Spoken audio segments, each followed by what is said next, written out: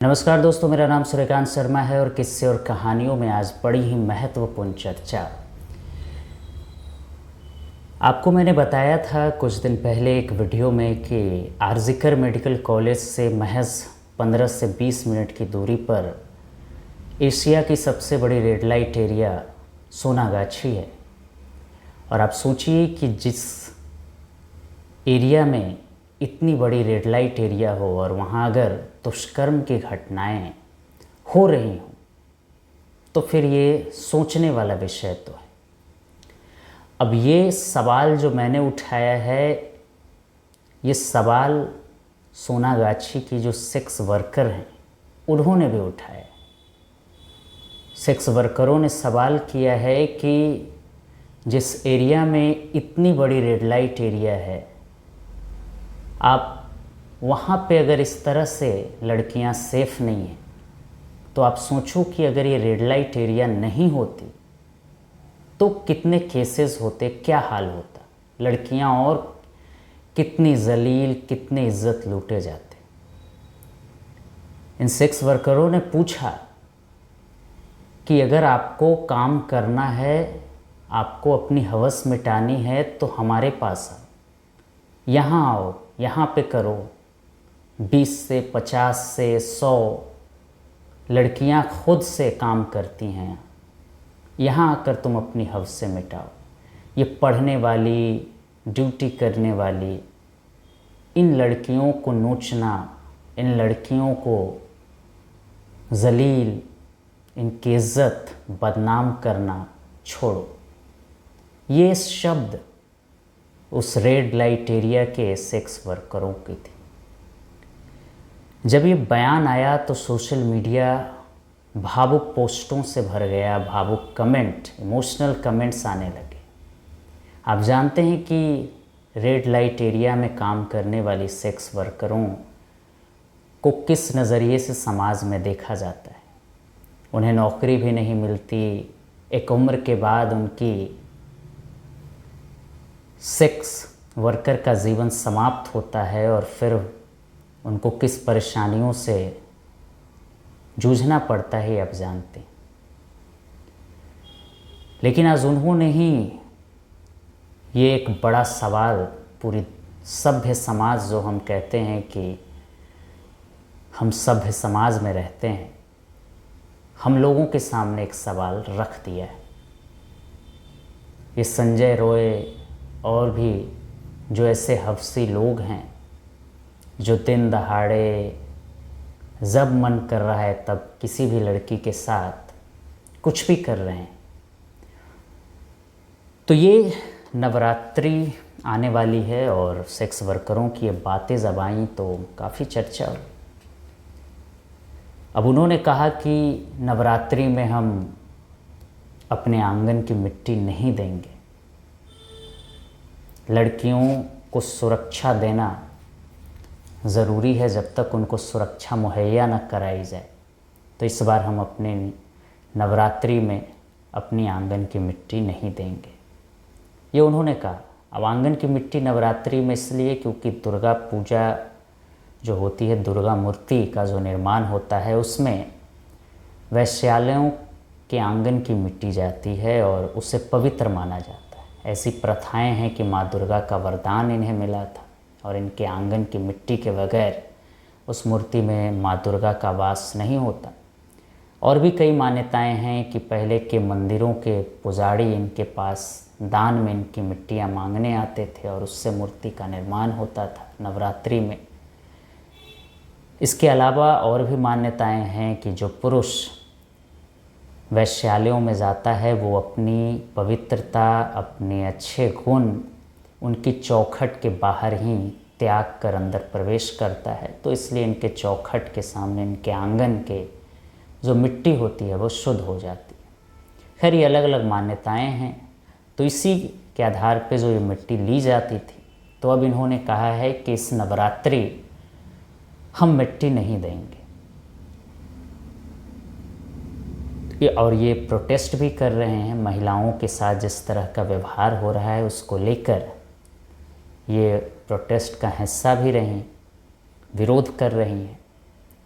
अब आप जानते हैं कि महिला डॉक्टर के साथ जो घटना हुई उससे पूरे देश में उबाल, लेकिन अभी चर्चा इन सेक्स वर्करों की हो रही और होनी चाहिए, जिनको समाज कहता है कि बदनाम गलियों में रहने वाली ये महिलाएं, इनके संपर्क में भी नहीं आना, नहीं तो तुम्हारी भी आचरण धूमिल हो जाएगी। ये हमारे सभ्य समाज के लोग कहते हैं। लेकिन समझना होगा कि ये जो सभ्य समाज के ही तो लोग कुछ होते हैं जो इन रेड लाइट एरिया में जाते हैं अपनी गंदगी को दूर करने के लिए, इन्हीं रेड लाइट एरिया में जाते हैं, इसी सभ्य समाज के लोग।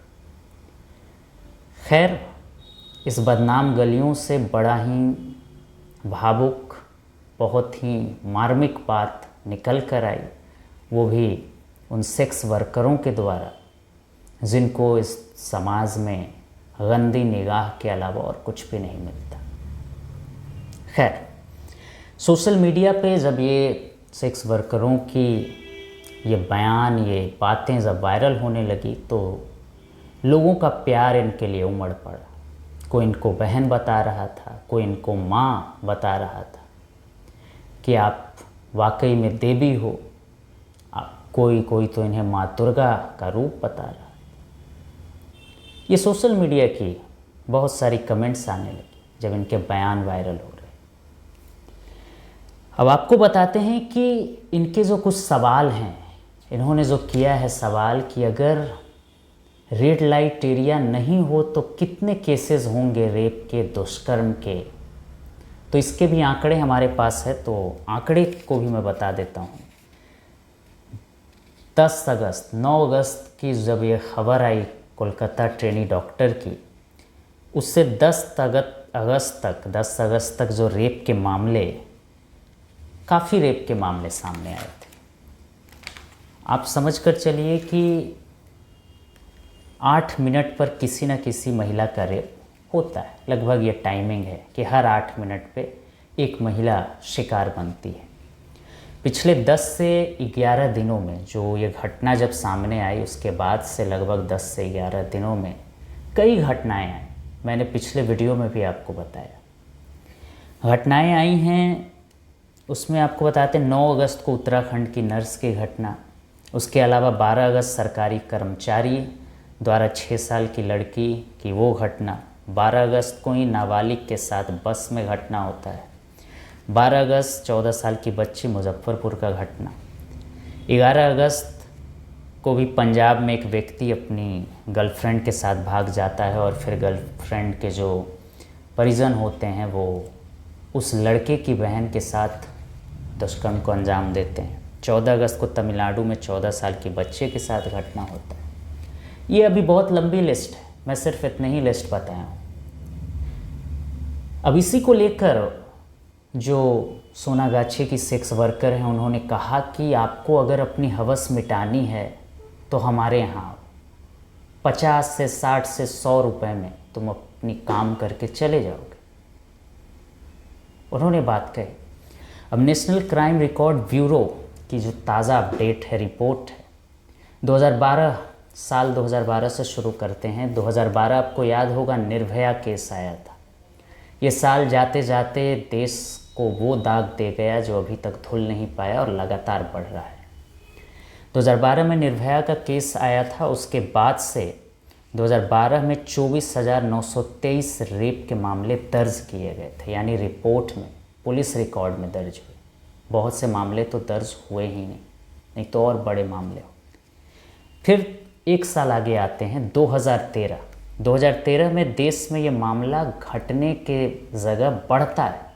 आप सोचिए कि 2012 में निर्भया केस हुआ था, उसके बाद कई कानून बने, बहस हुआ संसद में कि महिलाओं की सुरक्षा के लिए क्या क्या कड़े कानून होने चाहिए, सीसीटीवी कैमरे, हर जगह सुनसान इलाकों में लाइटिंग, बहुत सारी चीज़ों पे बात हुआ था। लेकिन 2013 में ये मामला और बढ़ जाता है और 33,707 रेप के मामले दर्ज किए जाते हैं। ये नेशनल क्राइम रिकॉर्ड्स ब्यूरो की ये रिपोर्ट मैं बता रहा हूँ।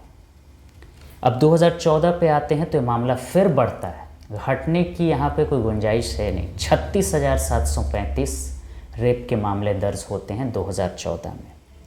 अब हालिया जो एक रिपोर्ट आई थी एनसीआरबी की 2022 की, उसमें कहा गया कि हर दिन 87 मामले रेप के आ रहे थे। 2022 में 248 रेप या गैंग रेप के साथ लड़कियों की हत्या के केसेस दर्ज हुए, यानी कि रेप और गैंग रेप करने के बाद उनको मौत के घाट उतार दिया जाता। ऐसे मामले 248 हैं। अब 31,516 रेप के मामले हैं, यानी कि रेप की घटना होती है उसके मामले।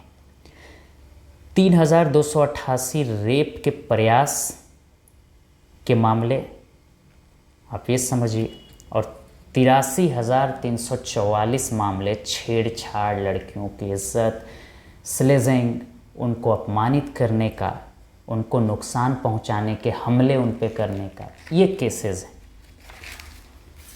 साल 2012 से 2022 के बीच जो मामला है, 2012 की बात मैं इसलिए कर रहा हूँ क्योंकि जब निर्भया केस हुआ था उसके बाद पूरी सिस्टम ने ये कहीं ना कहीं आश्वासन दिया था कि हम लड़कियों की सुरक्षा के लिए बहुत कड़ा कानून, जो भी हो सकेगा वो हर संभव उनकी सुरक्षा के लिए कोशिश की जाएगी।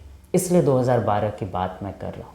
अब 2012 से 2022 के बीच रेप के 3.5 लाख से भी ज़्यादा मामले, 3.6 लाख से भी ज़्यादा मामले पुलिस के रिकॉर्ड डायरी में दर्ज हुए।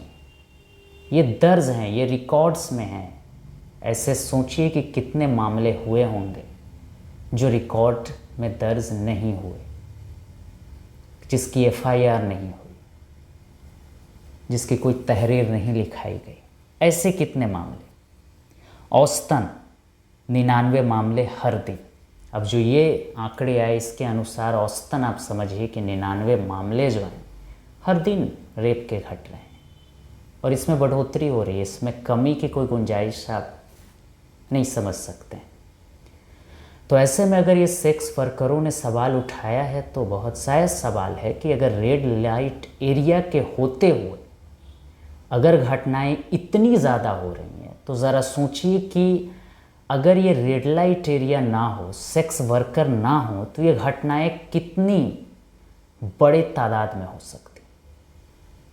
ये बड़ा गहरा सवाल है, और जब सेक्स वर्करों ने ये सवाल किया तो वाकई में समझ आया कि कितने जेन्युइन सवाल इन्होंने किए।